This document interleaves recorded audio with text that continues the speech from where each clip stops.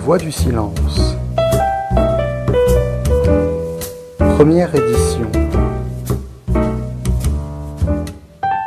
Éducateur. Roue de secours de la République.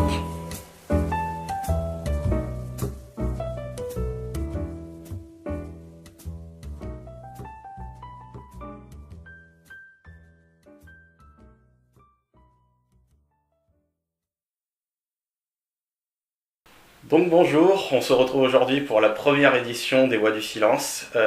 J'ai l'honneur d'accueillir, il va se présenter, mais c'est à la fois mon premier abonné YouTube, enfin voilà, je le dis parce que c'est la petite anecdote rigolote qui a inauguré qui va inaugurer finalement cette première édition des Voix du Silence. Vas-y, présente-toi. Donc bonjour, je suis Yann Koyumba, éducateur depuis une dizaine d'années. Je travaille particulièrement dans le soin psychique, on va dire, auprès de jeunes adultes, la plupart du temps entre 18 et 30 ans, on va dire. Et voilà, donc c'était un plaisir et un grand honneur d'être le premier interrogé et à s'intéresser en tout cas à votre démarche et à tout ce qui s'ensuit. Ça me fait plaisir aussi. Écoute, du coup, ça te fait quel âge parce que moi j'ai 35 ans. Ah, voilà. Ouais, milieu de trentaine, Voilà. On a passé la crise des crises des 25 ans. On peut dire ça, jusqu'à, on va dire une certaine maturité à partir de 30 ans, hein, donc ça fait juste 5 ans que...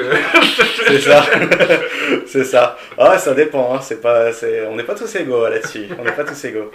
Donc, comme tu le sais, comme je te l'ai dit je te l'ai dit un peu avant, j'ai titré cette première édition des Voix du Silence en la titrant ainsi, éducateur, roue de secours de la République. Alors direct, on est sur émission politique.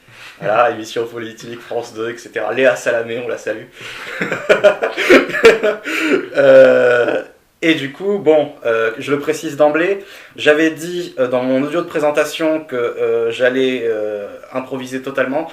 Le souci, c'est qu'en y réfléchissant un peu davantage a posteriori, je me suis dit, écoute, ça va être un piège parce que du coup, on va parler de tout et de rien, ça va avoir l'air désordonné et à la fin, moi, quand je serai en post-prod au montage, j'aurai l'impression que je suis dans la merde. Donc voilà, j'ai des questions devant moi, que j'ai ordonnées un peu. Donc du coup, ça fait 15 ans que tu es éducateur, c'est ça ? 10 ans à peu près. 10 ans. Du coup, en fait, comment ça s'est fait ? Est-ce que c'était juste le hasard, des rencontres ? Il n'y a pas de bonne ou de mauvaise situation ? Non, moi je dirais que c'était une évolution. Après, ça s'est vraiment fait petit à petit. Moi, j'ai commencé mes études à post-bac par des études de droit. Je suis allé jusqu'à la fin de ma licence. Ouais. Mais pendant que je faisais ces études, j'avais toujours un boulot à côté pour ma vie étudiante, quoi. Et donc, c'était souvent dans l'animation. D'accord. Il se trouve que je me suis plus particulièrement intéressé aux enfants qui ne pouvaient pas partir en vacances. D'accord. Les familles n'avaient pas les moyens de les faire partir en vacances. Ok. Donc j'ai commencé avec des jeunes particuliers qui soit découvraient la mer, soit n'étaient pas trop en relation les uns avec les autres, ou en tout cas c'était des relations compliquées. Et ça se passait relativement bien. Enfin, en tout cas moi j'y ai trouvé une place qui me plaisait. Et du coup je me suis dit pourquoi pas transformer mon boulot de vacances, mon boulot d'étudiant en quelque chose de professionnel plus durable. Et j'ai découvert la formation d'éducateur spécialisé tout simplement en allant chercher qu'est-ce que je pouvais faire de plus dans ce milieu-là en fait, au-delà de l'animation. Et c'est donc à la fin de ma licence, j'ai changé d'orientation, je suis parti à l'école des éducateurs et j'ai fait mes 3 années de formation en tant qu'éducateur spécialisé. D'accord. Ok, déjà ça évacue une question, c'est cool. Comment tu définirais le métier d'éducateur sans langue de bois ? Vraiment, allez, avec tes mots. Sans langue de bois, après je pense qu'il y a plein de façons différentes. Parce que toi tu es éducateur spécialisé comme tu viens de le dire, donc c'est une autre branche, on précise, parce que éducateur, en différence entre éducateur et éducateur spécialisé, déjà ça, parce que ceux qui ne le sauraient pas forcément. Je sais qu'il y a par exemple certains éducateurs se définissent à travers le sport, d'autres à travers une autre activité, que ce soit la danse ou d'autres choses. L'éducateur spécialisé a une formation, donc c'est un diplôme d'État, qui est une formation qui se déroule sur 3 ans et qui ouvre à différents horizons et qui permet justement de travailler aussi bien dans l'aide sociale à l'enfance qu'avec des adultes ou avec des jeunes. Enfin vraiment ça ouvre un horizon plus grand, on va dire. Ça spécialise spécialise moins que l'éducateur sportif qui va vraiment rester sur ce genre d'activité, ou l'éducateur musical qui va plus être vraiment sur ce milieu-là. Moi, l'idée que j'avais, en fait, c'était justement de me dire que le métier d'éducateur impose un certain renouvellement. On ne peut pas rester toute sa vie dans le même endroit à faire la même chose. Donc moi, l'idée que ce soit un peu ouvert et qu'on puisse s'adresser à différentes personnes dans différents milieux, c'était quelque chose qui m'intéressait. D'accord. Donc c'est un peu ce que moi, la définition que j'aurais en tout cas du rôle de l'éducateur spécialisé, ce serait justement d'être un peu médiateur, d'être celui qui permet finalement que les choses se réalisent dans un cadre donné en fait. Donc il a des outils qu'on peut définir, hein, enfin, que ce soit le lieu où il intervient, que ce soit l'équipe avec laquelle il travaille, ou que ce soit les outils qui sont à sa portée. Et il utilise ces outils et ces moyens pour aider les personnes qui se présentent face à lui, qui sont dans des problématiques diverses et variées. D'accord. Moi en l'occurrence, il se trouve que je me suis un petit peu spécialisé sur les problématiques psychiques, enfin en tout cas c'est quelque chose qui m'a particulièrement touché. Mais après je sais que dans d'autres milieux ce sera d'autres outils, enfin voilà, ça dépend vraiment du milieu dans lequel on se situe en fait. D'accord. Et oui, du coup ça rejoint un peu ma question suivante. Ça intervient dans quel contexte un éducateur en fait? Alors ça peut être un contexte social, donc là vraiment on peut parler des systèmes un peu qui sont soutenus par le pouvoir, ou en tout cas qu'il y a des zones qui sont plus particulièrement ciblées parce qu'elles sont en difficulté et reconnues dans certaines difficultés sociales, et on va mettre des éducateurs justement pour créer du lien entre les gens, créer des ressources supplémentaires finalement pour aider ce territoire-là à s'en sortir. Il y a aussi des éducateurs qui vont être plus spécialisés sur certains lieux de soins. Alors on peut parler des éducateurs qui travaillent en psychiatrie, on peut parler des éducateurs qui travaillent dans la rééducation physique ou dans d'autres milieux qui sont plutôt des milieux médicaux mais où on peut aussi trouver des éducateurs. Après il y a des éducateurs qui vont être dans des centres sociaux aussi. Là vraiment ça va être faire du lien entre les générations, entre les gens dans une cité, dans une résidence, un lieu dit on va dire. Et puis après je dois en oublier forcément. Oui. Oui, non mais oui, mais t'as été, je dirais que bon, le niveau exhaustivité c'est déjà pas mal. Mais moi c'est à peu près les plans que je verrai dans l'intervention. Ouais, parce que du coup en fait, quand j'ai posé cette question, l'image que j'avais en tête de l'éducateur, c'est évidemment très axé scolaire, parce que forcément quand on parle d'éducateur, on parle d'éducation. Donc il y a du coup ça rejoint la question qui est on va dire en corollaire avec la précédente. Est-ce que cette image en fait de la solution finale de la roue de secours, justement puisque c'est le titre de cette émission, quand un cancre est passé par tous les niveaux de sanction à l'école, est réaliste ou exagérée selon toi? Pour moi c'est compliqué en fait, parce que ce qui me fait un peu de la peine dans cette phrase-là, moi je me situerais plutôt dans la prévention en fait. D'accord. Moi je me dis que l'éducateur il peut vraiment avoir une action intéressante et quelque chose, il peut apporter quelque chose quand c'est pas trop tard. Éviter que ça arrive en fait, éviter que ce soit trop tard. Ouais. En fait, au lieu d'arriver au moment où on constate et où finalement on se dit on peut plus rien faire pour ce jeune-là, au lieu d'aller voir l'éducateur à ce moment-là, peut-être commencer à aller voir l'éducateur quand on voit certains signes et du coup pouvoir anticiper l'échec en fait, et d'une certaine manière pouvoir l'éviter, parce que je me dis que finalement on n'est pas des super-héros, enfin, il faut arrêter avec cette idée là et donc je pense vraiment que c'est en équipe avec des gens autour, enfin l'éducateur seul ne pourra pas faire grand chose, je pense, c'est vraiment avec d'autres autour, avec l'accompagnement d'autres, avec le travail des autres autour de lui qui va pouvoir apporter quelque chose de constructif à la personne. D'accord. Alors dans le milieu scolaire, moi je pense qu'un éducateur ne peut pas travailler sans l'appui des professeurs, ne peut pas travailler sans l'appui de la vie scolaire autour de lui, et c'est compliqué moi je pense que, voilà, moi en tout cas dans ma vision de l'éducation spécialisée, c'est pas quand c'est trop tard qu'il faut s'adresser aux éducateurs. Oui, parce que je pense que on devrait pouvoir l'envisager avant que de se retrouver dans la situation que tu décrivais. Ouais, parce qu'en fait dans ma perception à moi, après c'était plutôt des souvenirs de collège que ça évoquait en fait. C'est-à-dire, j'ai vu des élèves, que ce soit dans ma classe ou dans d'autres classes, se retrouver en conseil de discipline, et là, au dernier moment, on fait appel à un éducateur. Pour y avoir réfléchi justement, elle vient de là cette question en fait. Elle vient du fait que très souvent on a cette image de l'éducateur parce qu'on se dit que d'abord il y a un pilier, d'abord il y a un premier niveau, c'est les parents qui doivent éduquer. Ensuite, on a l'école. Et puis après, éventuellement, on peut avoir le conseiller d'orientation, etc., les auxiliaires scolaires, etc. Et puis en dernière ligne, on a les éducateurs. Et je sais pas si cette hiérarchie te paraît réaliste ou totalement, comment dire, je dirais, négative ou péjorative. Je suis désolé si c'est le cas, mais du coup, ouais, est-ce que ça te paraît concordant en fait, dans la vision commune des gens en fait? Enfin, en tout cas, moi, je n'émettrai pas de jugement de valeur sur ce constat, mais pour moi, c'est un constat, c'est-à-dire que c'est un peu le système qui a induit cette vision. Ouais. Parce que, comme tu l'as dit, moi aussi, en milieu scolaire, je me suis retrouvé face à cette situation-là où finalement, il y a plusieurs paliers, et en fonction de la difficulté de l'élève, on va l'envoyer au palier correspondant. Ce que moi, je trouve dommage, parce qu'on devrait ouvrir tous les paliers. Bien sûr. Et c'est aussi, moi, ça me fait penser aussi qu'on a dû travailler autour de l'image de l'éducateur, parce que tous les jeunes nous fuyaient. Hein.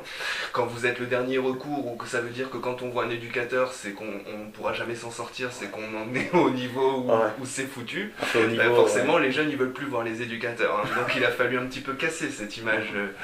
Mais voilà, moi je pense que dans tous les boulots où je suis passé, en éducation spécialisée, l'un des premiers travails, moi j'ai fait de la prévention spécialisée pour le coup, c'est-à-dire aller rencontrer des jeunes dans la rue et se présenter en tant qu'éducateur. La première chose à faire, c'était de casser l'image de l'éducateur et de sortir un peu de l'idée de non, on n'est pas là pour vous sauver la vie les gars, on est là pour vous apporter une aide en plus, vous donner une ressource. Si vous voulez en profiter, tant mieux. Si vous voulez pas en profiter, on se reverra peut-être plus tard. Déjà en commençant, il me semble, par le tutoiement mutuel. Oui, ça peut être une manière aussi de se montrer qu'on est au même niveau, mais moi en tout cas je pense pas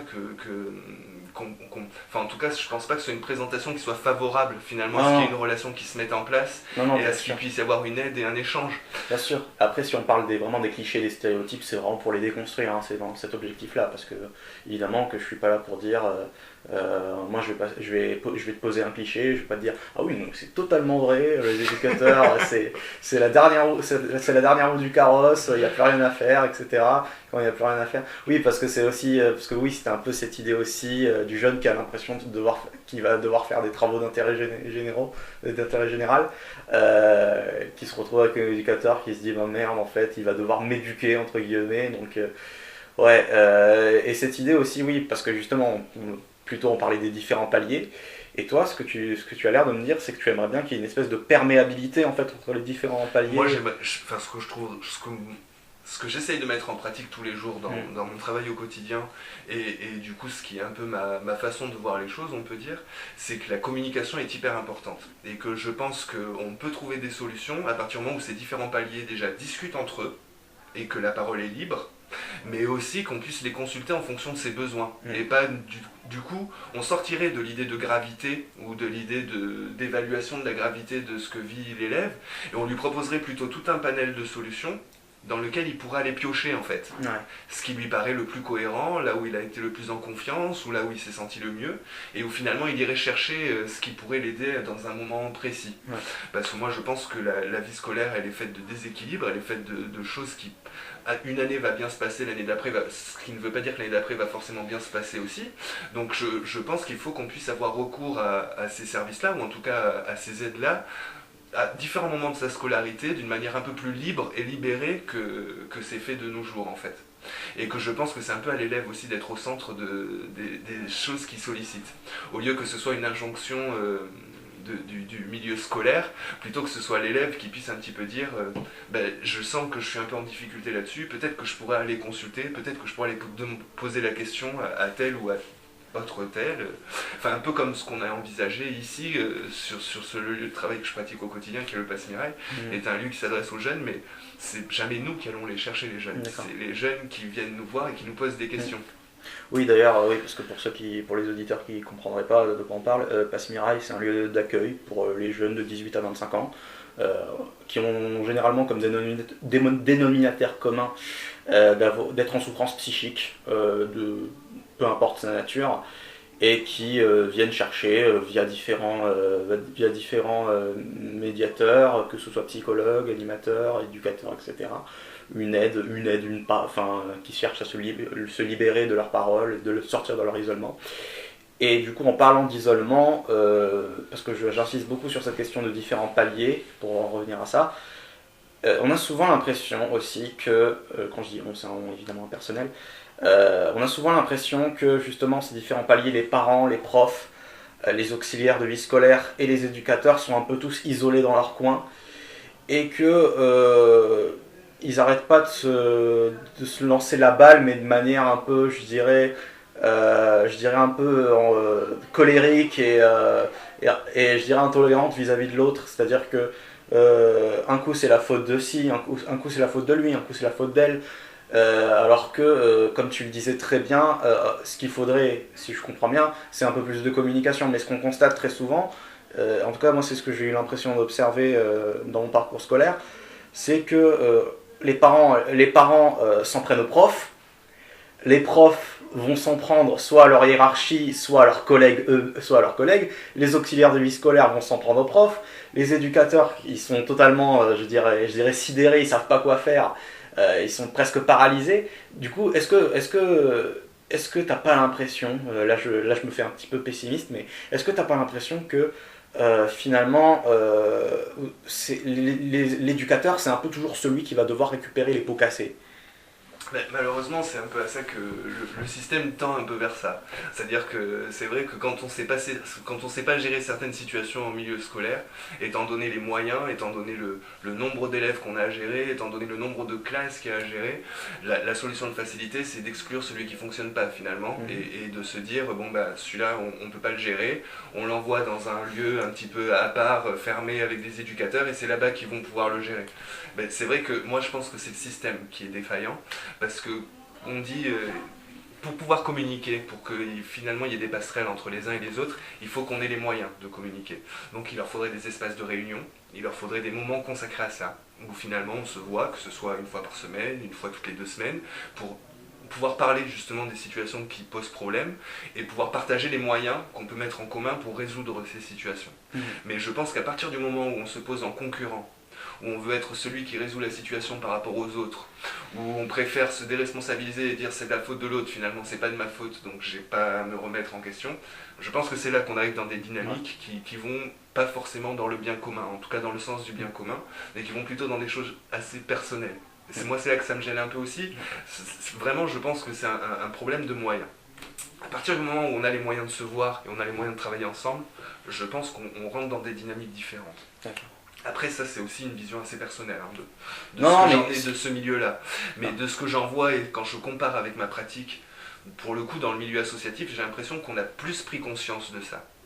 Dans le milieu associatif, on s'est rendu compte qu'en se réunissant et qu'en travaillant ensemble, on était mieux qu'en étant en concurrence les uns avec les autres. Je parle de la prévention spécialisée, je parle vraiment du milieu de l'accompagnement social, tel qu'on peut le trouver aujourd'hui en France dans différentes villes. Les différents services se sont mis en lien les uns avec les autres, ont compris qu'en travaillant ensemble, ils avaient plus de ressources qu'en étant seuls dans leur coin. Et du coup, ils ont tendance à mutualiser leurs moyens. Ils ont tendance à se dire, finalement, sur cette situation-là, je suis un peu en difficulté. Toi, tu as des savoir-faire que moi, je n'ai pas. Est-ce que tu peux prendre le relais ? C'est pas la même dimension que de l'envoyer tout simplement. Parce qu'on explique les choses en amont, on rediscute des choses après, on se donne les informations, donc ce qui fait qu'on tombe pas des nues, on permet à l'autre de gagner du temps, parce qu'il est plus obligé de passer par les mêmes phases de présentation que celui qui est passé avant lui. Enfin, il y a tout un tas de choses du coup qui, sans qu'il y ait, enfin, en tout cas, le peu de moyens qu'on met dans la communication rapporte souvent de gros résultats. Donc c'est vrai que ça, après, c'est pas des choses qu'on peut forcément mesurer dans la réalité, mais on s'en rend compte parce que les gens, ils nous le disent tout simplement. C'est plus facile d'arriver dans un endroit où finalement on est déjà connu et où la communication s'est faite entre les différents professionnels que d'arriver et devoir refaire le topo en fait. Devoir se représenter, devoir refaire comme si c'était la première fois. Et ça, quand on l'a fait 10 fois, on est saoulé de le faire ça. Donc ça, je pense que tout jeune l'a expérimenté ça. C'est-à-dire qu'on présente sa situation une fois, puis on est obligé de le refaire, parce que les professionnels ne communiquent pas entre eux, ce qui paraît un petit peu compliqué quand même. Enfin voilà.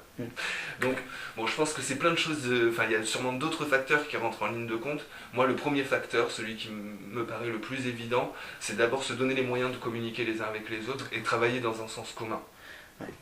Tu vois, ce qui est très intéressant dans ta réponse, c'est que tu pointes du doigt, et ça tout le monde ne le fait pas, des failles systémiques.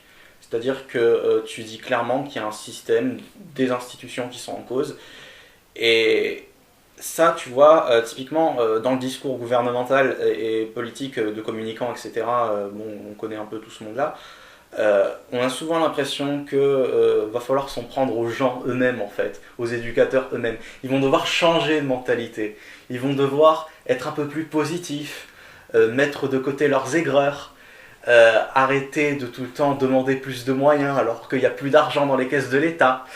On entend souvent ce discours-là, en tout cas dans les médias, et ce qui est très intéressant avec ta réponse, c'est que tu pointes directement des failles qui sont systémiques, qui sont institutionnelles, et moi j'ai l'impression, après j'ai peut-être l'air pessimiste en disant ça, que tout le monde n'ose pas le faire, ça en fait. Je sais pas, moi en tout cas j'ai été, enfin je sais pas si ça vient de mon éducation, de Ouais. comment j'ai grandi aussi dans mon métier, mais je pense qu'en tout cas assez vite moi j'ai ressenti le fait qu'il fallait être capable finalement de se rendre compte de ce qui fonctionnait pas et pouvoir le dire. D'accord. Parce que c'est tout simplement la meilleure façon pour essayer de trouver des solutions ensemble. Ce qui ne veut pas dire que je me pose Mon exemple. en celui qui sait, Ouais, ou ouais. celui qui aurait les réponses Ah, données. bien sûr, bien sûr. Moi aussi, ça veut dire que moi aussi je suis capable de me remettre en question, moi aussi je suis capable de me rendre compte de mes limites. C'est ce qui est intéressant. Enfin, je pense qu'en tant qu'éducateur spécialisé, une des premières choses qu'on nous demande d'ailleurs, c'est de savoir où sont posées nos limites et de pas trop les dépasser. Parce que ça peut très vite devenir dangereux en fait. Donc c'est aussi savoir s'arrêter quand on peut pas, savoir dire je sais pas quand on ne sait pas, savoir accepter finalement qu'on peut échouer. Et qu'on n'a pas la réponse à toutes les questions. D'accord. Et c'est aussi ce qui favorise le fait qu'on envisage le travail en équipe. Parce que vu que moi tout seul, je suis ce que je suis, et avec les limites que ceci implique, en équipe, je décuple mes capacités en fait. Donc du coup, ça devient beaucoup plus intéressant de travailler en équipe que de travailler seul dans son coin, quoi. Ouais. Donc je pense vraiment que ça part de là, de tous ces concepts qui moi me paraissent de base, mais qui finalement peuvent paraître en tout cas plus obtus pour d'autres. Mais en tout cas, moi je sais qu'ici, dans mon intervention quotidienne au Passe Mirail ou dans ce que je fais en tant qu'éducateur spécialisé, je me sens tout à fait apte à pouvoir me remettre en question. Ça remet pas en question qui je suis, ça remet en question professionnellement ce que je mets en route et ma démarche professionnelle. Et la meilleure manière de m'améliorer ou de la rendre meilleure, c'est justement de pouvoir l'interroger, de pouvoir me dire là je me suis trompé et de me dire la prochaine fois je ferai pas la même erreur ou je réagirai pas de la même façon ou je ferai pas la même chose, quoi. Ouais, donc il y a une sorte d'émulation finalement entre les différents éducateurs. Je pense que c'est ce qui rend ce travail intéressant aussi. Ouais. Il y a tout un... Alors après, chacun le mène un petit peu à sa façon, parce que les éducateurs s'intéressent ou pas à ce qui se passe autour d'eux, mais en tout cas, il y a des conférences, il y a des bouquins de références, il y a plein de choses à aller voir hors boulot qui sont intéressantes, qui apportent un plus finalement dans cette pratique de l'éducation spécialisée, parce que je pense que ça se construit au fur et à mesure du temps. On continue à apprendre des choses tout le temps, année après année, rencontre après rencontre. Il y a plein de choses qui se construisent et qu'on n'avait pas prévues ou qu'on n'avait pas envisagées. Enfin voilà, donc je pense qu'il faut rester ouvert et c'est bien ce qui pour moi c'est ce qui fait le fondement finalement de l'éducation spécialisée. Ouais. C'est ça qui est cool en fait avec toi, c'est qu'on voit qu'il y a quand même une constante du collectif qui arrive à vaincre l'individualisme en fait. C'est-à-dire cette idée selon laquelle en gros ce serait chacun pour sa gueule et que chacun devrait en gros se démerder par lui-même sans demander l'aide des autres. Et justement, enfin, c'est rigolo parce que finalement j'arrive très bien à improviser avec toi et il y a quand même une ligne conductrice donc c'est cool. Je te remercie. C'est sans le vouloir. Ah non mais oui, non mais c'est ça qui est génial, c'est exactement comme la première fois, comme je le décrivais dans mon lieu de présentation avec cette chauffeuse de bus, enfin bref, j'y suis revenu plein de fois donc on va pas en reparler ici. Mais enfin voilà, c'est ça qui est intéressant avec toi, c'est que comme je le répète, mais il y a vraiment cette idée à tes yeux selon laquelle le collectif est important et que du coup ça ne peut pas être négociable en fait, c'est-à-dire qu'on ne peut pas attendre des éducateurs qui se démerdent par eux-mêmes, qui restent isolés dans leur coin et qu'il n'y ait pas de communication, pas seulement entre collègues mais aussi avec d'autres dispositifs, avec les parents, avec les professeurs, etc.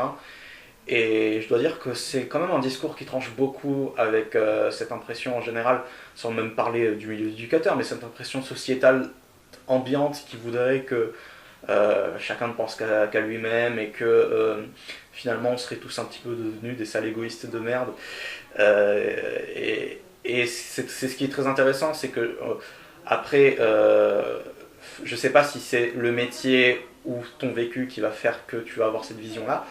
En tout cas, moi, ce que je trouve très intéressant dans ton discours, c'est qu'il y a vraiment, en tout cas à travers ton parcours professionnel, l'idée centrale du collectif qui arrive à vaincre l'individualisme en fait. Je sais pas si ça te paraît... Carrément. Enfin, moi, je sais que ici, très, on va dire, dans la pratique, on peut pas être spécialisé partout.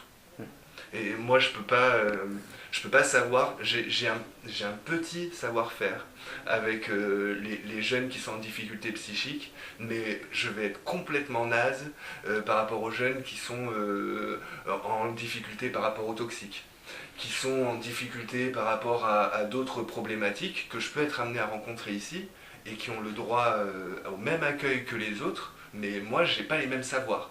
Donc du coup, il faut que j'ai les capacités à orienter. Si j'ai pas les capacités à diffuser la parole, par exemple, autour des toxiques, il faut au moins que je puisse trouver un endroit et où je la rende accessible en fait. Vu que moi je suis pas capable de la donner, que je puisse la rendre accessible. Pour moi, c'est la définition même du partenariat. C'est-à-dire qu'on peut pas être bon partout. Donc on s'entoure.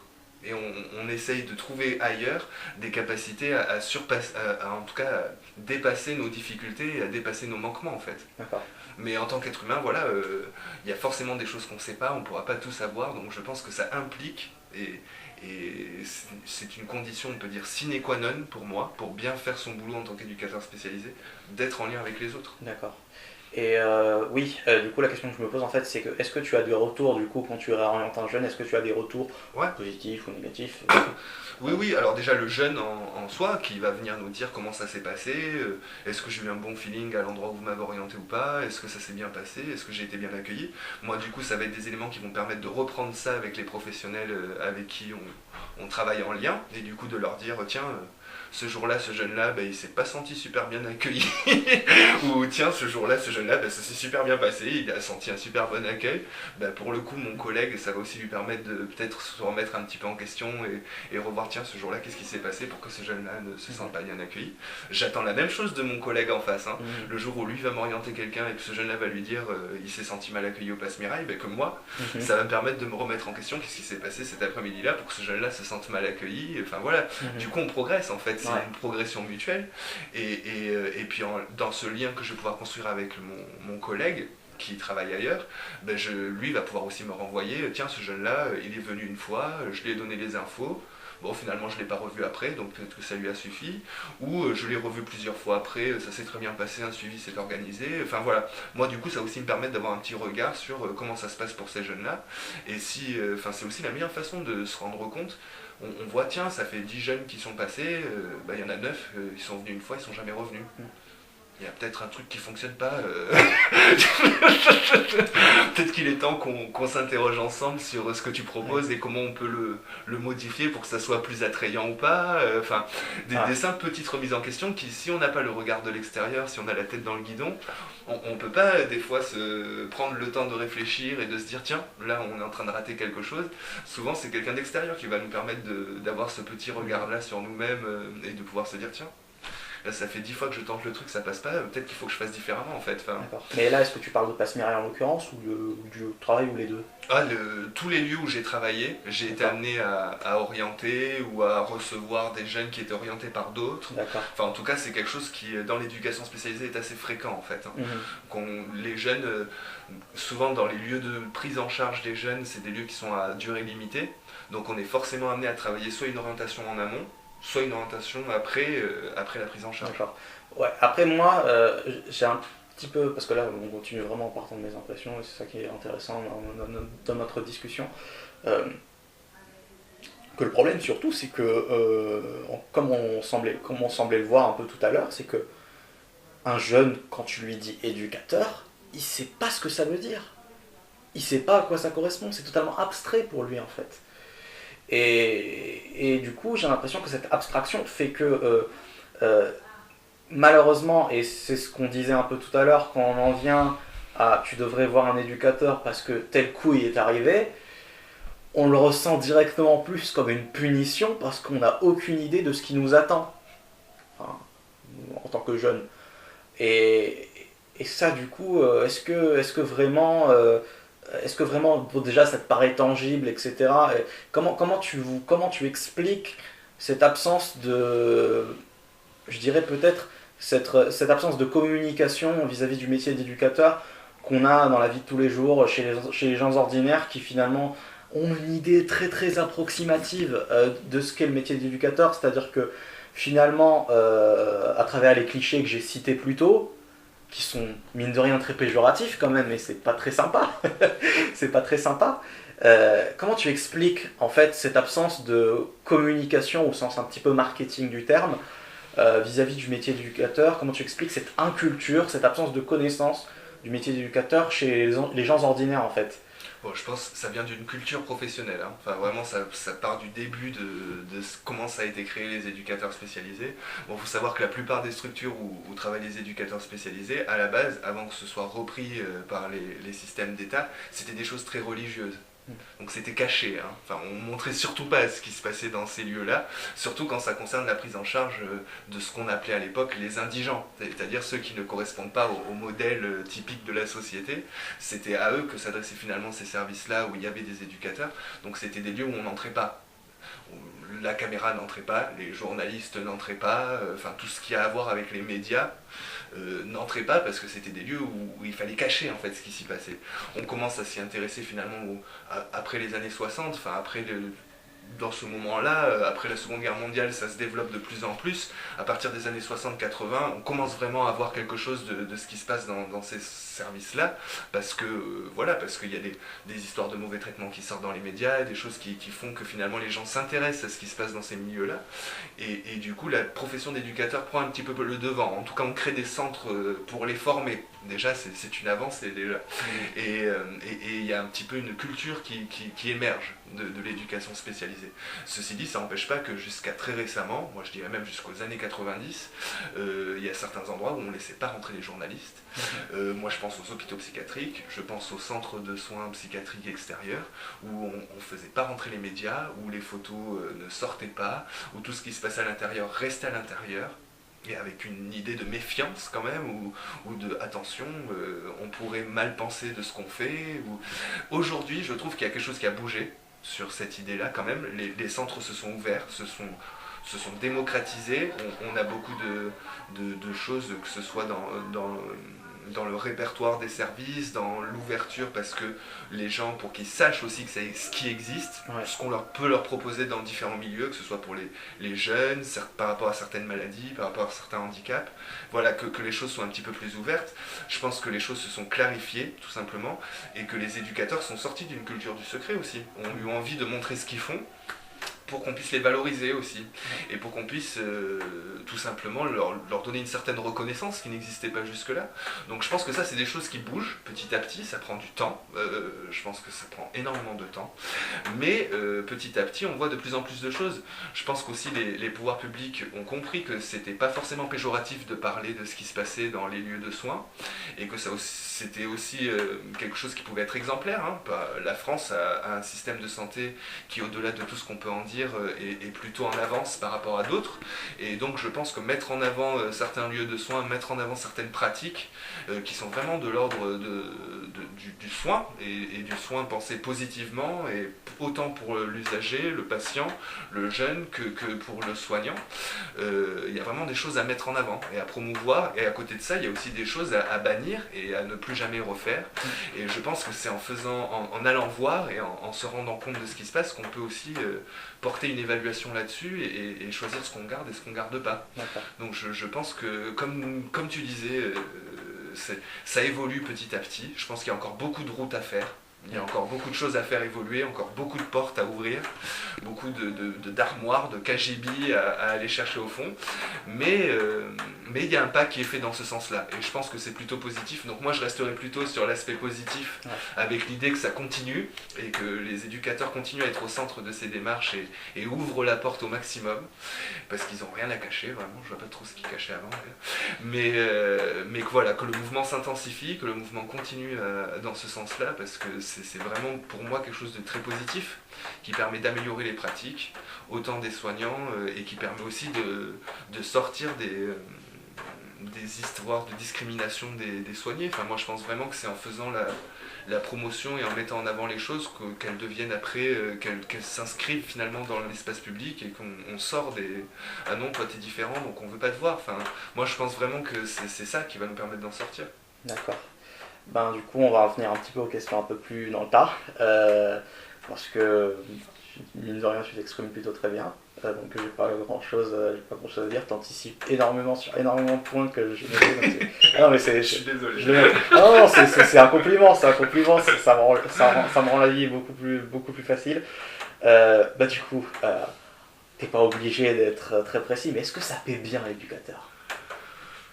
Oh, ça paie bien, je sais pas, il faudrait comparer par rapport à d'autres professions qui ont à peu près le même niveau d'études, je pense que ce serait la meilleure façon de se rendre compte. Après moi je peux te dire des chiffres, hein.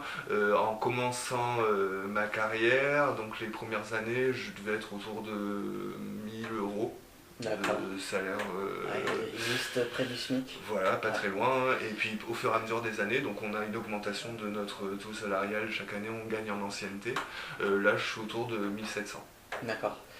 Et du coup, oui, niveau stabilité de l'emploi, ça se passe bien, c'est-à-dire que est-ce que on est vraiment dans la culture classique du monde du travail qui est mine de rien très très contemporaine du je t'embauche mais je peux te virer quand je veux, ou est-ce qu'on est dans un délire très pluriel, c'est-à-dire que tu travailles avec différents organismes et que euh, on peut pas te virer de manière pure et objective comme on peut le voir en entreprise, quoi.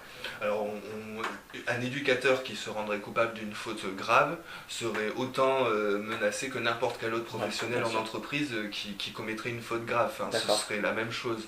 Après, on a la chance, enfin, pour le coup, on est dans le milieu associatif la plupart du temps. Quand on ne travaille pas pour l'État, on est plutôt dans le milieu associatif. Quand on est éducateur, la plupart du temps, c'est les associations qui gèrent les services de soins ou d'accompagnement social. Donc, dans le milieu associatif, moi en tout cas de la vision que j'en ai, parce que je travaille plutôt dans une grosse asso, on est plutôt bien protégé. C'est-à-dire qu'il y a vraiment tout le système syndical est très présent, on a vraiment moyen de faire remonter la parole des salariés pour faire valoir des problèmes ou des choses qui fonctionneraient mal. Donc moi j'ai plutôt l'impression d'être entendu en tant que salarié et d'avoir une certaine sécurité de l'emploi. Après je pense aussi que l'emploi a changé. Et que du coup, les éducateurs ne font pas toute leur carrière dans les mêmes services. Souvent, ils ont tendance à bouger. Ça implique une certaine liberté qui a ses bons et ses mauvais côtés. Hein. C'est-à-dire que ses bons côtés, ça veut dire qu'on n'est pas obligé de passer toute sa carrière au même endroit et qu'on peut changer et que ça donne une certaine nouveauté. En tout cas, ça permet de se renouveler dans son boulot, chose qui est peut-être pas possible dans tous les métiers, hein, enfin, de mon point de vue. Mais l'aspect négatif, c'est aussi qu'on est interchangeable, c'est-à-dire qu'on peut être remplacé, on peut, enfin voilà, un éducateur peut parfaitement faire le travail d'un autre éducateur à partir du moment où il a eu la formation et où il a eu les éléments pour faire son travail. Donc je pense qu'il y a ces deux aspects-là. Alors certains éducateurs s'en accommodent très bien finalement et arrivent à faire avec cette liberté, à se construire un boulot qui leur paraît logique. Je peux parler de ma situation, moi je sais que je fais pas toutes mes heures au même endroit, j'ai 2 endroits différents où je travaille, donc je me suis construit un peu mon emploi du temps à moi, à ma façon à moi, ça me convient parfaitement, mais peut-être qu'à un autre éducateur ça lui conviendrait pas du tout et il trouverait mes conditions de travail très difficiles et ne les accepterait pas, donc je pense que c'est vraiment un truc très individuel, là pour le coup chacun essaye de faire à sa sauce. Mais moi j'ai croisé, pour avoir quelques amis dans le milieu, j'ai croisé des amis qui ont dû faire face à des emplois du temps qui leur convenaient pas et qui ont dû garder le boulot pour des raisons alimentaires ou des raisons de précarité et qui se retrouvaient du coup à faire un travail qui leur correspondait pas forcément, donc des situations difficiles. Je pense qu'on en trouve dans tous les métiers aujourd'hui, quoi, dans un cadre ou en tout cas un contexte d'emploi où finalement il y a du chômage et où on peut se dire finalement que votre place n'est pas essentielle parce qu'il y a 10 autres personnes qui attendent pour avoir votre place, ça met en situation de concurrence et du coup ça tend les rapports. Enfin, je pense qu'automatiquement il y a des effets secondaires de ça dans le monde du travail, que ce soit dans l'éducation spécialisée ou dans d'autres milieux. Enfin, je pense que ça ne se distingue pas trop finalement de ce qu'on peut trouver ailleurs. Après, ça ne vous préserve pas en tout cas d'un licenciement, ça ne vous préserve pas de devoir passer devant les tribunaux en cas de conflit avec votre employeur, ça ne préserve pas de tout ça, quoi. D'accord. D'accord, ouais, parce qu'en général, l'image qu'on a des travailleurs sociaux, parce qu'il me semble que les éducateurs en font partie, on peut le dire. En font partie, ouais. On entend beaucoup dans les médias cette image des travailleurs syndiqués qui se plaignent en permanence parce que... Ça peut être un excès, hein. Enfin, Ouais. ça peut être un mauvais côté d'un... Mais ceci dit, moi je pense aussi qu'il y a des situations où c'est bien. C'est bien qu'ils soient protégés, c'est bien qu'ils puissent faire valoir leurs paroles. Ça ne garantit pas qu'on va les garder, ça ne garantit pas que leur boulot va pas disparaître parce qu'il n'y a plus les moyens de mettre en route le service. Enfin, ça ne garantit rien du tout. Par contre, ça leur permet de se réunir et de faire valoir leurs paroles. Je pense que ça, c'est important, par contre. D'accord. Et du coup, et la question à laquelle j'en venais, c'est que oui, si clairement on parle de paye d'éducateur, on parle clairement pas de... Enfin, je sais pas, d'un truc, d'un délire à la 6 000 € par mois, genre débuté à l'Assemblée nationale. On n'est absolument pas dans ce délire-là. Non. Non, mais parce que du coup, la question qui me venait après, c'était un peu s'il faut pas compter sur la paye, faudrait-il avoir, comme certains diraient, la vocation, la passion du métier. Moi, je me méfie beaucoup de ces Ouais, trucs-là. C'est pour ça, c'est très caricatural. La vocation, moi, c'est pas ce qui m'a amené vers là. Moi, Ouais. ce qui m'a amené vers l'éducation spécialisée, c'est vraiment le vécu que j'en ai eu et les moments que j'ai pu en vivre dans le milieu de l'animation et qui m'ont donné envie d'insister et d'aller chercher autre chose dans ce milieu-là. Je ne connaissais pas les éducateurs spécialisés avant d'avoir commencé l'animation. Donc je suis le premier à dire qu'il n'y a pas beaucoup d'informations là-dessus, hein, parce qu'à l'époque, moi, je n'en avais pas.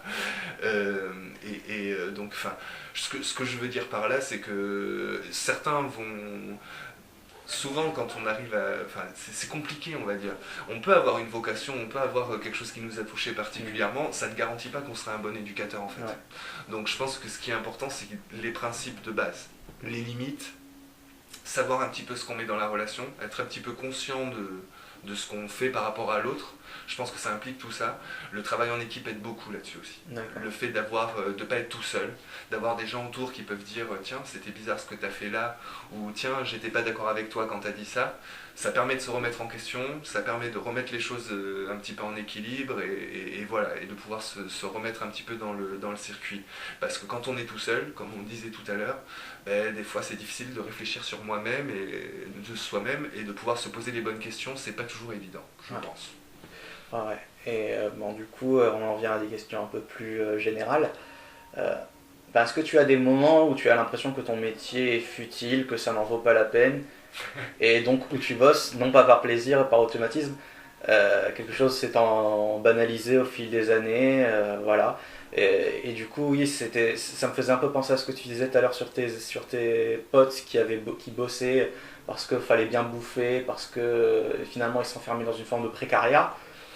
Est-ce que tu as eu des moments comme ça, toi, dans ta carrière Alors je pense moins fort, parce que moi j'ai eu la chance de tomber, pour le coup, d'avoir un boulot qui me plaisait, enfin en tout cas d'avoir un boulot où je me retrouvais, mes valeurs y étaient, donc j'ai eu cette chance-là. Ça m'a pas empêché d'être fatigué, de me sentir, j'ai pu me sentir parfois...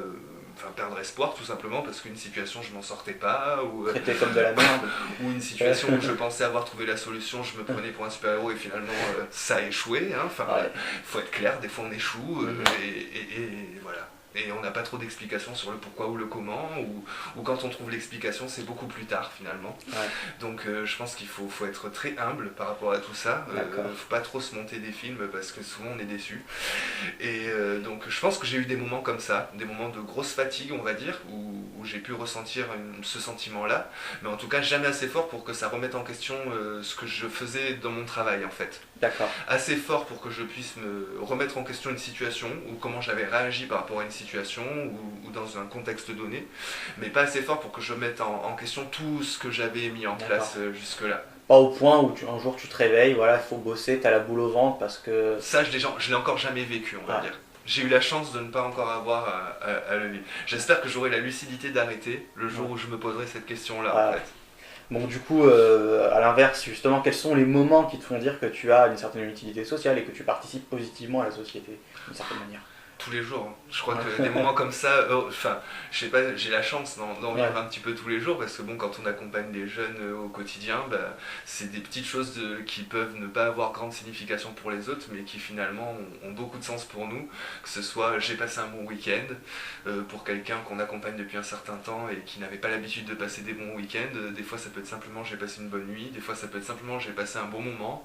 Enfin, vraiment des petites choses simples du quotidien et qui donnent du sens finalement à notre présence mais ça peut être ici au Passe-Mirail de simplement voir qu'un jeune isolé est en contact du coup avec les autres jeunes, ils échangent leur numéro de téléphone, ils se voient à l'extérieur, enfin voir ça se développer sans même qu'on y ait à mettre notre nez, ça veut dire que ce qu'on a créé a du sens en fait. D'accord. Et c'est là qu'on prend notre petite reconnaissance au quotidien en fait. Eh ben, tant mieux, tant mieux. La question suivante, c'est un peu à l'inverse de ça, mais est-ce que tu as déjà fait face à des obstacles dans ton métier? Est-ce qu'on a déjà essayé de te mettre des bâtons dans les roues? Oui, je pense aussi que ça arrive régulièrement, on se retrouve forcément face à des obstacles. D'ailleurs, que ce soit du côté de ceux qui dirigent un petit peu, donc du côté des pouvoirs publics, du côté de nos collègues, du côté de ceux qui nous financent, du côté de ceux avec qui on travaille, que ce soit nos partenaires, que ce soit les jeunes avec qui on travaille des fois, qui n'ont pas envie, qui ce jour-là ne sont pas là, ou qui ont autre chose à faire ce jour-là. Enfin voilà, ça peut être plein de raisons différentes qui font qu'on se retrouve en difficulté par rapport à un projet particulier ou par rapport à une idée particulière. Enfin, il y a plein de manières différentes de se retrouver en difficulté. Toute l'idée, en fait, au-delà de se retrouver en difficulté, c'est comment on arrive à surmonter cette difficulté en groupe. Je pense que c'est vraiment dans cette étape-là, finalement, qu'on rend cette difficulté, finalement, on la transforme en quelque chose de constructif, parce que la fois d'après, on fera différemment. D'accord. C'est génial, t'anticipes, c'est cool. Non mais c'est vrai, hein. C'est vraiment très facilitant. Du coup, on va continuer un peu dans le négatif parce que j'aime bien. C'est quoi le plus difficile dans le métier d'éducateur? Grosse question. Un truc qui te paraît le truc chaud, le truc dur. Bon, je sais pas, moi ce qui me paraît difficile,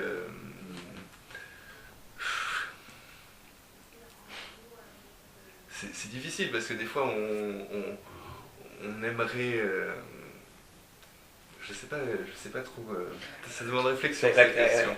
Oui, parce que j'anticipe un peu, mais la question d'être un super-héros par exemple et de se faire face à la réalité. Je pense que le plus difficile dans le métier d'éducateur spécialisé, c'est accepter la frustration finalement de pas toujours pouvoir être la solution magique en fait. Ouais.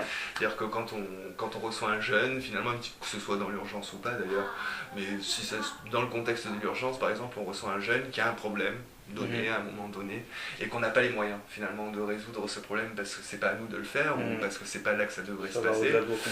Et c'est vrai que cette frustration là, les premières fois qu'on la vit, elle est compliquée à accepter. C'est compliqué de rentrer chez soi avec ça. C'est d'autant plus compliqué de rentrer chez soi quand on se confronte à la précarité et que nous par contre on sait que quand on va rentrer le soir on va être bien au chaud dans son lit et que le jeune qu'on accompagne au quotidien lui il pourra pas. Donc ça c'est des choses avec lesquelles voilà, il faut pouvoir faire face, il faut pouvoir accepter et c'est pas toujours évident. Ouais. Non. Bon, on en vient à une question un peu plus là vraiment générale. Bon, tu peux faire bref ou tu fais ce que tu veux. Tu te sens heureux en général au quotidien? Oui. Bon, c'est ce que j'ai cru comprendre. Pour ça, après, je disais, est-ce que je lui pose? J'ai fait un travail sur moi. Hein. Ah, oui. Ça ne m'empêche pas de... Moi, je sais que dans mon travail d'éducateur, assez rapidement, je me suis rendu compte qu'il fallait moi que je voie un thérapeute à côté. Ah oui, d'accord. Pour pouvoir donc oui, tu as des ressources quand même. Pour pouvoir en parler dans un milieu neutre, tout simplement, avec quelqu'un qui est pas forcément, qui connaît pas tout le monde autour de moi, qui est pas un proche. Et avec qui du coup je peux partager des choses difficiles en fait, sans qu'il y ait d'enjeu, je sais pas, autre que ce qui se passe dans le moment T.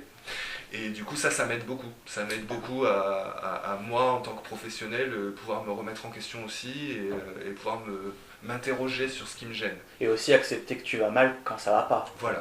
Parce que ça c'est un truc, j'allais y venir, mais ce que tu es en train de me dire, ça me fait penser au fait que finalement, vu qu'on est un peu à Passe-Mirail, on fait cette interview à Passe-Mirail et tout ça, moi, un réflexe qui me vient directement à l'esprit, c'est très souvent, les gens se disent, faut voir un thérapeute, mais uniquement quand ça va pas. ou alors faut voir un thérapeute parce qu'on est dépressif, ou alors faut voir un thérapeute parce qu'on a une maladie psychique X ou Y.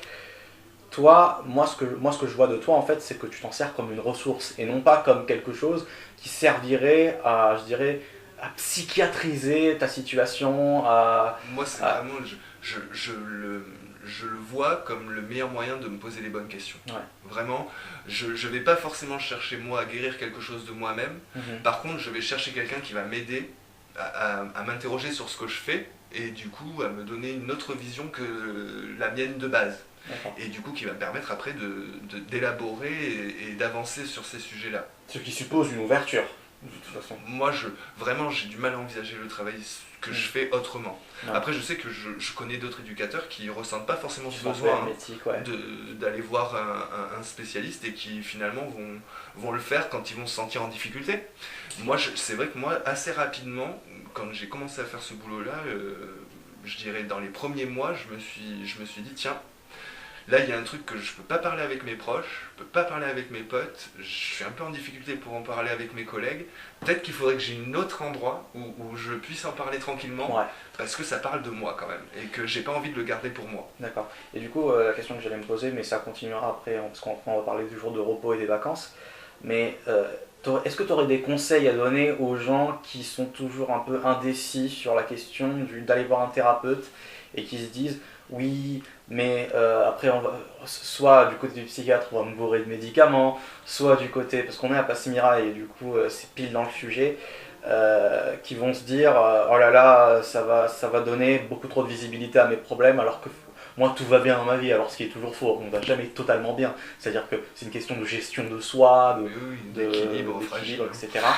Et est-ce que tu aurais des conseils à donner à des gens, jeunes comme vieux, hein, on s'en fiche, hein, on n'est pas là à faire de favoritisme au niveau de l'âge, à ces gens qui n'arrivent pas à faire le pas d'aller voir le thérapeute avec je dirais, avec plein d'idées reçues dans la tête quand même. Je pense après, il y a de plus en plus d'endroits justement qui s'ouvrent et où on peut avoir accès à des thérapeutes sans que ça engage à s'inscrire dans le soin. Parce que moi vraiment, je sais que en tant qu'adulte, je suis arrivé à un certain âge aussi où finalement il y a des questions qu'on se pose et on a envie de se les poser, ou peut-être ou pas, hein, ça dépend des gens aussi. Mais je pense qu'au moins essayer une fois de se les poser avec quelqu'un d'extérieur qui peut nous aider à réfléchir et à poser des mots sur nos ressentis, ça peut pas faire de mal, hein. Vraiment. Ouais, oui. D'accord. Parce que c'est des choses très personnelles, pour moi, qui n'ont pas à être traitées forcément avec nos amis ou avec nos proches ou la famille. Pour moi, c'est des choses qui sont compliquées déjà de base. Donc si on rajoute nos ressentis et nos choses très personnelles, ça peut être d'autant plus compliqué, quoi. Et douloureux, ouais. Donc d'où l'idée pour moi d'aller voir quelqu'un qui soit un peu neutre, qui ait des savoirs, qui ait une formation et qui lui permette finalement de prendre des éléments que vous lui donnez pour pouvoir rebondir et vous donner des indices de comment les continuer et tirer le fil. D'accord. Et c'est vraiment moi, c'est ce côté-là moi, que j'ai valorisé quand j'y suis allé. Hein. Et surtout l'idée que la personne en tout cas n'a rien à perdre. Voilà. Moi je pense vraiment que faire au moins un coup d'essai, ça coûte rien. Ouais. Voilà. Et il n'y a aucune obligation à revenir plus tard. Hein. Celui qui a eu quelque chose qui s'est passé, il peut revenir et retenter. Il peut aller essayer avec un autre parce qu'avec celui-là ça s'est mal passé. Vraiment ça reste assez ouvert comme milieu. Moi en tout cas, aux jeunes éducateurs que j'ai l'occasion de croiser, que ce soit par le biais de leur stage ou ailleurs, je sais que c'est vraiment, c'est quasiment... je les oblige pas, mais je les force beaucoup. Après c'est pas plus mal parce que c'est quelque chose qui qu'ils fassent au moins un premier rendez-vous. Au moins une première fois, histoire de poser les choses. Et souvent, après, ils sont demandeurs. Hein, Oui, en plus, ça permet de mettre à plat toutes les idées reçues, tous les a priori qu'on pouvait avoir. Et de mieux se connaître. Hein. Ouais. Je pense qu'aussi, la profession d'éducateur spécialisé implique qu'on se connaît un minimum quand même. Qu'on connaît ses limites, qu'on sait à peu près où il ne faut pas trop aller. Ouais. Voilà, qu'on sait un petit peu qui on est et comment on se comporte par rapport aux autres. Parce que sinon, il faut éviter de se mettre en difficulté au quotidien. Hein. Je pense que ça peut très vite devenir très anxiogène, quoi. D'accord. Du coup, on en vient à la question des jours de repos et des vacances. Bon, t'en profites correctement? J'essaye. Nicaragua, tout ça, on régale des dossiers. J'essaye. Après, chacun fait ses choix. Moi, je sais que j'ai toujours eu une attirance pour le voyage et les autres. Bien sûr, donc, moi, je trouve mon plaisir et on va dire, mon envie et le renouvellement de mes envies dans le fait d'aller voir un petit peu ce qui se passe ailleurs. Donc j'ai eu la chance de pouvoir aller un petit peu à droite, à gauche. Donc je profite de mes périodes de congé pour faire ça. Après, c'est pas toujours possible, hein. Il y a des fois où on fait autrement, ou pour se dépayser, des fois, il faut pas aller très loin non plus. Donc voilà, savoir faire preuve un petit peu de souplesse et d'originalité, essayer de trouver des choses et d'être toujours un petit peu curieux des autres. Je pense que c'est important de garder cette curiosité. Alors c'est très bien que tu parles de ça parce que justement c'est la question suivante. Est-ce que tu as l'impression d'avoir du temps pour toi en général dans ton quotidien? Oui. Oui. Après, c'est une question d'organisation. Enfin, vraiment, moi, je le vois comme... Enfin, je suis plutôt... en plus, mon boulot implique que je sois disponible pendant les jours fériés, pendant les week-ends. Donc, je ne suis pas toujours disponible pour faire les événements familiaux. Mais j'arrive quand même à me rendre disponible dans d'autres moments. C'est-à-dire que quand je travaille le week-end, ben, je vais être présent certains soirs en semaine. Enfin, c'est vraiment une question d'organisation, je pense. D'accord. Ah, du coup, la question, on continue sur la démarche des conseils, mais est-ce que tu auras des conseils à donner à des gens qui se sentent justement, précisément, soit parce qu'ils ont un travail, soit parce qu'ils étudient, etc., qui sont enfermés quelque part dans un quotidien qui les pousse à l'activité, mais une activité qui parfois peut les broyer psychologiquement, qui se retrouvent un peu impuissants à trouver du temps pour eux. Est-ce que tu aurais des conseils à leur donner à ces gens-là, tous ces gens-là, de tous âges? Là, je pense vraiment que après l'idée c'est de savoir un petit peu comment, qu'est-ce qui fait qu'ils en arrivent à cette conclusion. Au-delà d'aller voir un thérapeute, et voilà, je ne veux surtout pas tomber dans ces trucs-là, mais qu'ils arrivent à trouver finalement ce qui leur fait envie. Parce que moi je pense que s'occuper de soi, prendre du temps pour soi, c'est aussi faire des choses qui nous font plaisir. Donc si on se retrouve plutôt dans la musique, si on se retrouve plutôt dans le sport, c'est se trouver des moments un petit peu privilégiés pour soi. Au début bien les marquer, parce que je pense que savoir se dire tiens, là, c'est le jour où je m'étais dit que je prenais 2 heures pour moi, donc je prends 2 heures pour moi, marquer le coup et pour que ça devienne une habitude après. Enfin voilà, c'est des petites choses simples du quotidien, mais qui permettent des fois de passer des grandes épreuves avec pas grand chose en fait. Mais je pense que ça passe par des choses qui nous intéressent. Alors que ce soit les balades, que ce soit des choses très simples, la cuisine, que ce soit des choses plus sophistiquées, la musique, le sport, la culture, enfin voilà, que ce soit plutôt trouver un truc qui soit un petit peu centre d'intérêt pour la personne, et après aller chercher de la nourriture, si je pourrais dire, de la nourriture pour soi, dans ces milieux-là et dans ces cadres-là qui nous plaisent. Parce que je pense que si on a un appétit à la base, ça facilite le fait de prendre du temps pour soi. Je sais que c'est pas toujours évident de prendre du temps pour soi, donc si on teint ce moment-là de choses positives qui nous plaisent, c'est peut-être plus simple de prendre le temps. Parce que en fait, ce que tu es en train de dire, ça passe aussi par une certaine introspection. Aussi. Je pense. Et c'est un geste plutôt douloureux. On ne parle pas de moi ici, mais j'en sais quelque chose. Et du coup, la question en fait, c'est aussi sortir de cette logique qui est quand même très très présente dans notre société, du le temps c'est de l'argent, du il n'y a pas le temps, il n'y a pas le temps, il n'y a pas le temps, il n'y a pas le temps, il faut se dépêcher. Comme tu le disais tout à l'heure, il faut trouver un travail parce qu'il y en a qui sont déjà dans la file d'attente. Et finalement sortir de cette logique, je dirais qu'en quelque sorte, on va utiliser des gros mots, capitalistique, qui voudrait que chaque moment, même fût-ce même des moments pour nous, doivent être productifs, mais au sens le plus bas du terme. Et donc du coup, oui, ça implique une forme, je dirais, de conversion psychologique, intellectuelle. Et du coup, on en revient un petit peu à tout à l'heure, mais c'est pas forcément aller voir un thérapeute ou aller voir un psy, mais en tout cas, le conseil qu'on pourrait donner à ces gens qui nous écoutent, c'est surtout en tout cas d'oser, en fait, déjà d'oser se poser ce genre de questions, d'oser s'entendre dire que on a envie de prendre du temps pour soi sans forcément d'être rémunéré pour ça, sans forcément d'avoir envie d'en rendre compte à la société ou à des institutions ou aux proches aussi, parce que des fois les proches peuvent avoir un discours du oui mais t'es en train de rien branler, tu fous rien, on n'en fait jamais assez, c'est ça, dépêche-toi, qu'est-ce que tu fais, enfin voilà, on n'est pas là pour parler de moi encore une fois, mais tu t'en parlais très bien tout à l'heure, c'est ça qui est d'ailleurs intéressant, c'est que il y a des espèces de connexions qui sont, donc c'est plutôt cool. Non, donc du coup, la question suivante, on l'a expliqué pourquoi les gens se sentent dépossédés par leur temps libre. Donc voilà. Bon, même si je connais la réponse, est-ce que tu es optimiste ou pessimiste vis-à-vis de ton avenir socio-professionnel? Bon, je suis plutôt optimiste là. Ah, cool. J'avais compris. Après, enfin, je continue justement à me renseigner sur le milieu de l'éducation spécialisée parce qu'on en apprend tous les jours. Je sais qu'à un moment, j'étais très intéressé par la protection judiciaire de la jeunesse. Je m'interdis pas. Parce que tu as fait du droit. Ouais. Je m'interdis pas à un moment de ma carrière professionnelle de me réorienter vers ça, de voir un petit peu comment ça se passe dans ce milieu-là et d'essayer d'y trouver une place. T'es plutôt malléable. Voilà, je m'interdis pas en tout cas de pouvoir voir ce qui se passe ailleurs, de trouver un truc qui me passionne et m'y lancer à corps perdu. Enfin, en tout cas, c'est vraiment pas interdit. D'accord. Bon, du coup, on en vient encore à une question plus générale. Est-ce que tu as des rêves, des idéaux, des visions de la société idéale? Oui, bien sûr. Enfin, j'ai des idéaux.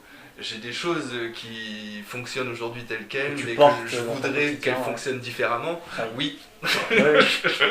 Oui, l'éducation nationale en fait partie, la façon de valoriser nos jeunes en fait partie, la façon de porter leurs aspirations, leurs projets, pour moi ça devrait faire partie des choses les plus importantes de la société. Pour moi ça fait partie de choses qu'on porte pour l'avenir. J'ai toujours été hyper sensibilisé, en tout cas ça m'a touché personnellement ce que nos générations transmettent aux générations d'après, que ce soit en ce moment on parle beaucoup d'écologie et de comment on transmet notre bien terrien aux générations futures.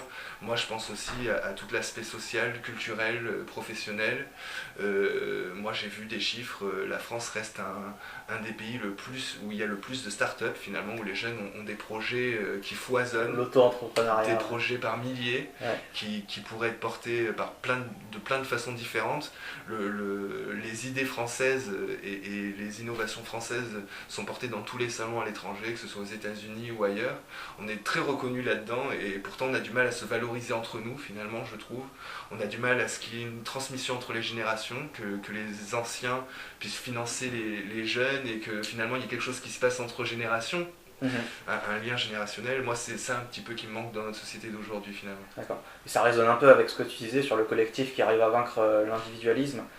Et tu parles des startups, mais après, bon, c'est un peu orienté ce que je m'apprête à dire, mais justement, la Startup Nation, c'est quand même l'incarnation de ça, l'incarnation tu veux faire quelque chose, tu te démerdes. Mais justement, moi, c'est pas le modèle économique qui m'intéresse. C'est plutôt l'idée que ça porte les idées des jeunes. D'accord. Et que ça veut dire, je pense partant de ce constat-là, on peut se dire que les jeunes, en tout cas la jeunesse française a des idées. C'est ça. A des projets, a des envies, et on peut pas dire qu'elle soit apathique, qu'elle n'ait pas d'idées, qu'elle soit juste... C'est justement tout l'enjeu. Et je pense que ça nous sort un petit peu du cliché du jeune, qui reste dans son canapé, qui fait rien et qui a pas d'idées.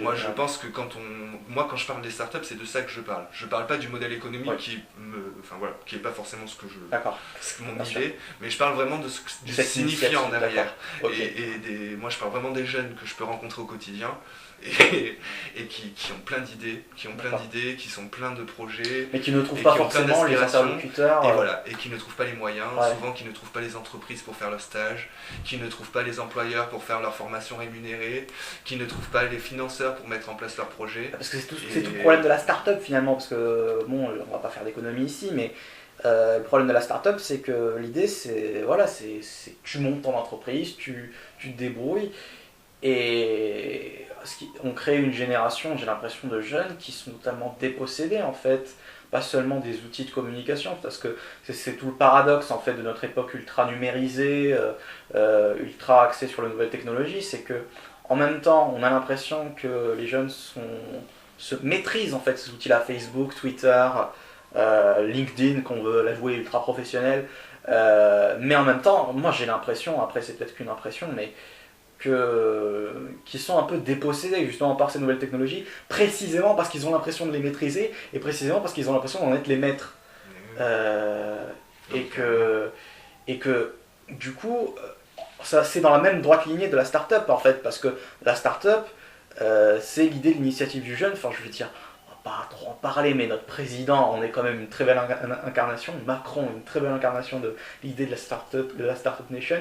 C'est quelque chose qu'il veut énormément mettre en avant.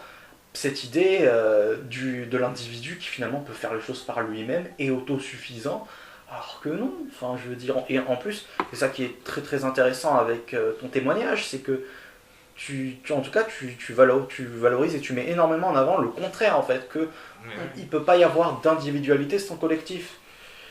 Et du coup, enfin bon voilà, après j'ai un peu dévié vers ça parce que voilà, ça m'a C'est un je me suis sujet senti qui nous concerné. tient à cœur. Ouais, non mais je me suis senti un peu concerné là-dessus et je vois beaucoup de potes en fait, si tu veux, faire du Deliveroo, faire du Uber Eats, faire du Foodora, etc., etc. Et me dire ouais mais au moins j'ai une paye, mais moi je lui dis mais t'es pas protégé. Il t'arrive une tuile, t'es dans la merde. Si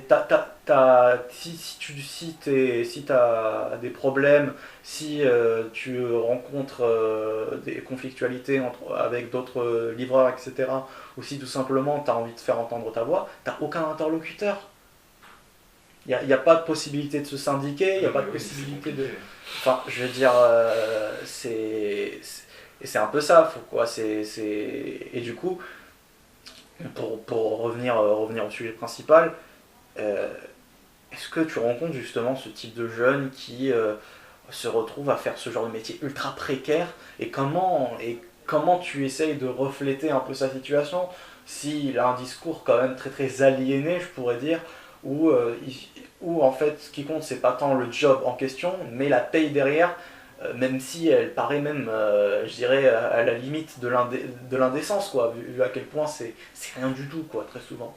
Enfin, on essaye de les aider, ou en tout cas de les amener vers des... que ces premières expériences de boulot, finalement, puissent les amener vers d'autres choses. Mais après, voilà, je pense qu'il y a un monde du travail qui est ce qu'il est aujourd'hui, il faut quand même qu'on puisse faire face à ces réalités-là. C'est pas le jeune dans son petit milieu qui va pouvoir faire évoluer. Je pense que Ouais. là, malheureusement, on compte un peu sur nos hommes politiques, Ouais. on compte un peu sur la société civile pour faire évoluer les choses, que ce soit les syndicats ou en tout cas les corps intermédiaires qui sont censés être ceux qui font bouger les choses. Allez voter. Mais aujourd'hui, ils sont tellement mis à mal que, Ouais. que c'est vrai qu'on a du mal à trouver l'espoir, ou en tout cas on a du mal à voir quelles sont les voies par lesquelles on pourrait changer ces, Ouais. ces Bah, choses-là. faut voter, Nico, il faut aller voter. Clairement, moi c'est là que j'en suis aussi.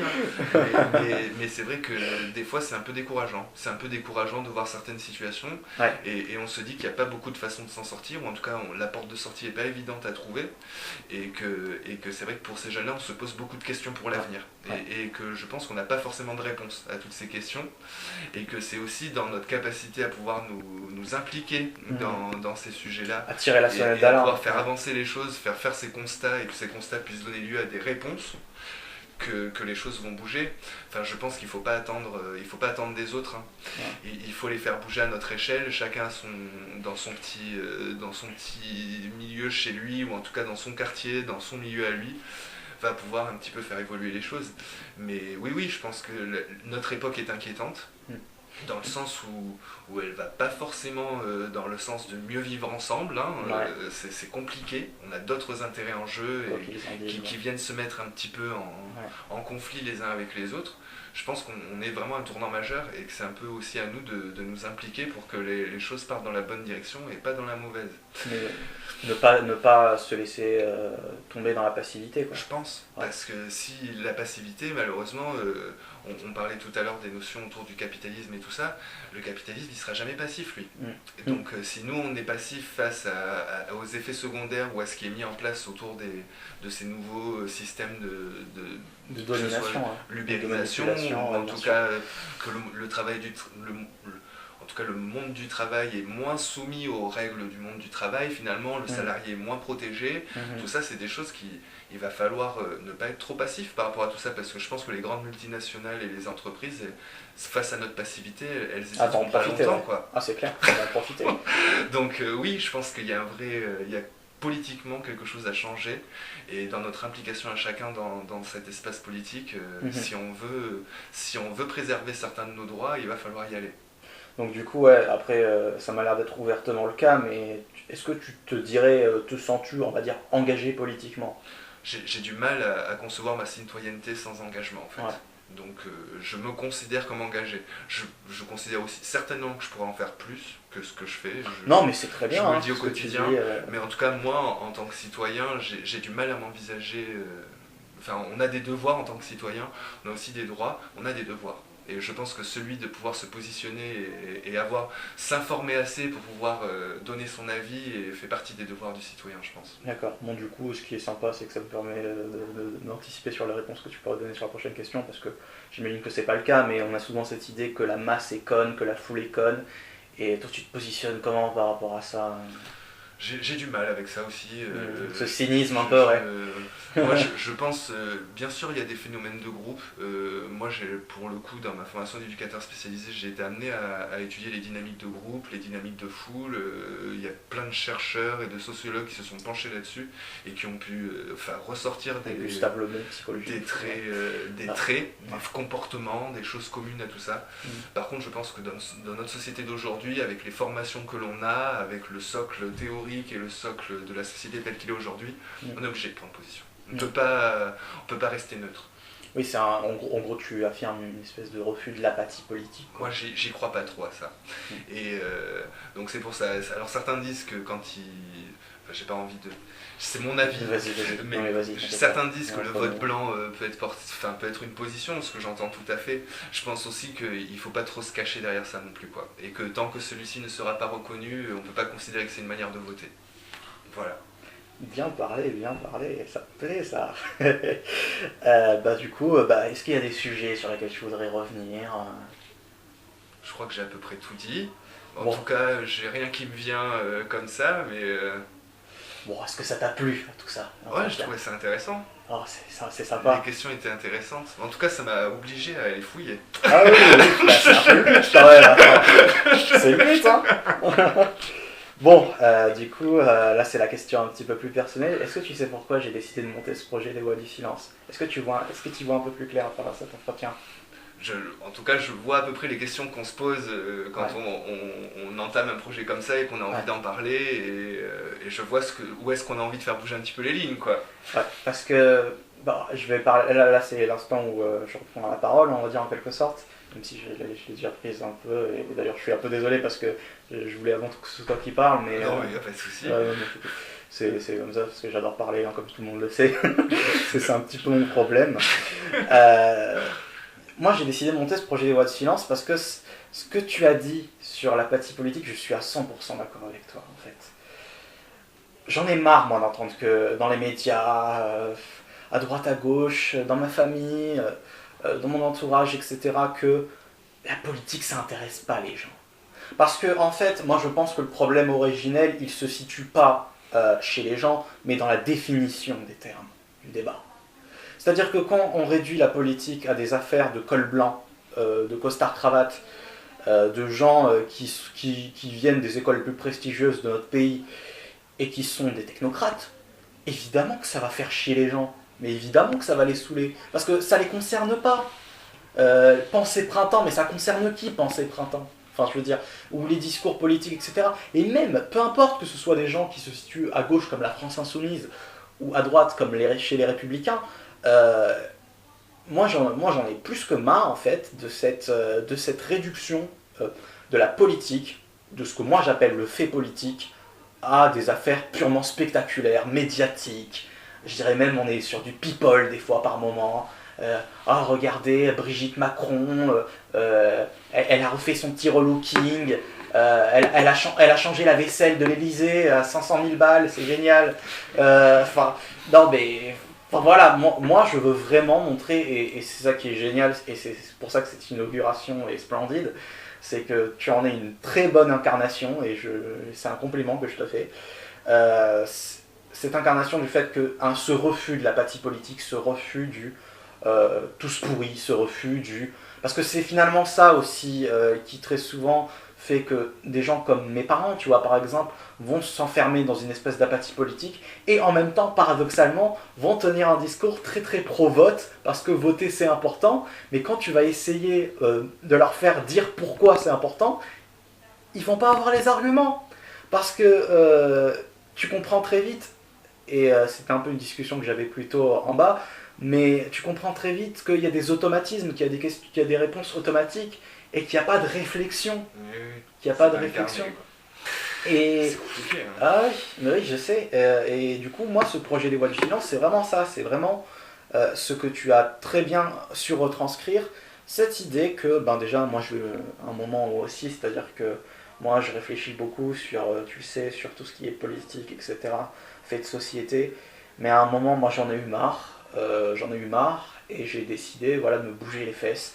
De me dire, bon écoute, ok d'accord, la société elle est pas très reluisante, tout ça, c'est pas très joli, là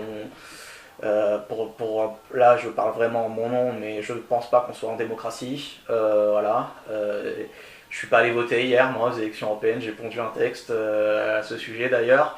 Je suis un abstentionniste militant. Quand je dis et militant, c'est très important hein, dans l'abstentionniste militant parce que les gens retiennent abstentionniste. Mais moi, je dis militant parce que ça découle d'une vraie réflexion en fait. Ça découle d'une vraie réflexion autour de l'historicité un peu, de notre système politique, de nos démocraties modernes comme on les appelle.